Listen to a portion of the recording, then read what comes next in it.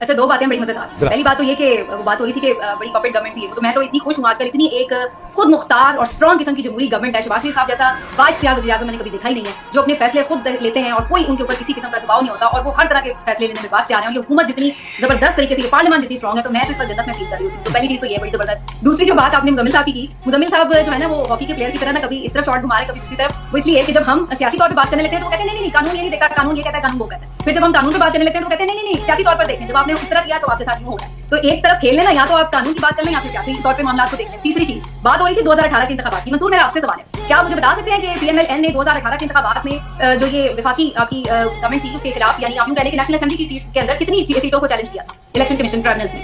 सिर्फ 15। नहीं, चैलेंज तो किया था ना। मैं आपको बता रही हूँ, नून लीग ने सिर्फ 15 सीटों को चैलेंज किया था। समीना, अगर आप मुझे ये कहें कि 2018 के अंदर 2018 का इलेक्शन जो है वो रिग्ड नहीं था, या उसके अंदर एस्टैब्लिशमेंट का कोई हाथ नहीं था, तो मेरा ख्याल है मेरी आर्गुमेंट कंप्लीट हो लेने दें।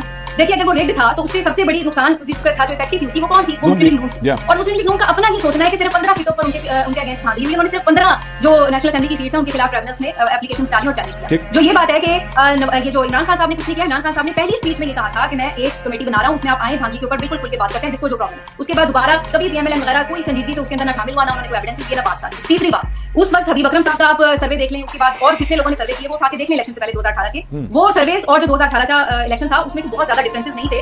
जो सीटें उन्होंने बताई थी वो सीटें उन्होंने जीती। 2018 के इंतखाबात में पीएमएलएन के पास निशान था, पीएमएलएन के पास कैंपेन करने की आजादी थी, पीएमएलएन के लोगों के ऊपर इस तरीके से वो नहीं हो रहा था अटैक, उनके नॉमिनेशन पेपर्स छीने नहीं जा रहे थे जैसे 2024 का माहौल था। तो देखिए, आप इतना जुल्म ना करें कि 2018 को 2024 में, ये नहीं कह रही कि 100% शफाफ हुआ होगा उसमें भी मसला। और ये भी बात दुरुस्त है कि एस्टैब्लिशमेंट ने उस वक्त जो छोटी जमातें थी उनको साथ मिला के पीटीआई की गवर्नमेंट बनाने में कोई किरदार भी अदा किया होगा। लेकिन मेरा ये कहना कि यहाँ पर 2024 को आप उसके साथ अगर कंपेयर करते हैं तो इससे मैं कंपेयर नहीं कर रहा समीना, मैं कंपेयर नहीं कर रहा, मैं कंपेयर नहीं कर रहा, मैं ये कह रहा हूँ, नहीं, मैं ये 70,000 की लीड से हर लोगों को समीना, सुने, नो वन इज सेइंग कि 2024 का इलेक्शन जो है वो धांधली ज़्यादा नहीं था, लेकिन मैं ये कह रहा हूँ कि ये भी ना कहे कि 2018 का जो इलेक्शन हुआ था वो बड़ा साफ शफाफ हुआ था। उससे पहले नवाज शरीफ साहब को, मेरा ओपिनियन उसके ऊपर ये है कि वो खुद पीएमएलएन ने सिर्फ 15 सीटों को चैलेंज किया भाई, सिर्फ 15 सीटों को, उनको लगता था सिर्फ 15 सीटों को, और इस वजह से, और इस सुने आपको पता पीटीआई ने जो है वो कोई 100 से ज्यादा सीटों पे पीएमएलएन के खिलाफ जो है वो ये ट्राइब्यूनल्स में चीजें चैलेंज की है, और उनके पास फॉर्म 45 है। आपने खुद नवाज शरीफ का हल्का ऑडिट किया हुआ है, आपको भी पता है। मैं तो कह रहा हूं, मैं कह चुका हूं।